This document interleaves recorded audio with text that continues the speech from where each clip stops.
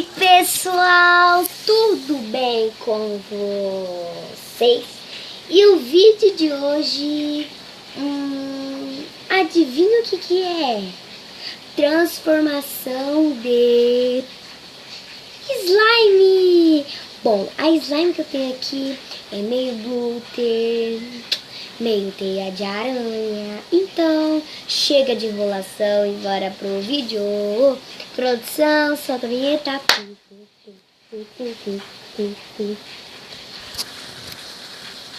Então, chega de enrolação. Ó, essa é a slime, ó. Não sei se dá pra ver muito, porque ignore o barulho da chuva. Ó. Essa é roxa, não sei se dá pra ver, mas ela é roxa. E ela é super dura, ó. Dá pra ver muito. Ó, super dura de apertar e tudo.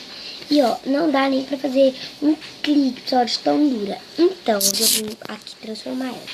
Agora, vamos lá. Vamos começar com a slime, ó. A slime, não sei se dá pra vocês verem. E eu vou pegar ela.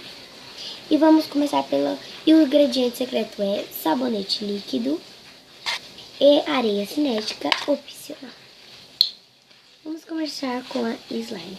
Vamos pegar aqui o sabonete líquido. Vamos abrir a slime. Pegar o sabonete líquido. E pôr uma quantidade que vocês querem. Deixar o resto para as outras slimes. Ó, essa é a quantidade que eu quero. Deixa eu pegar aqui a quantidade para vocês. Vendo?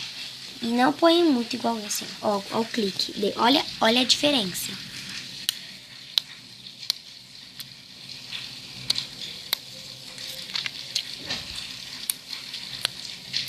Esse é o clique da slime.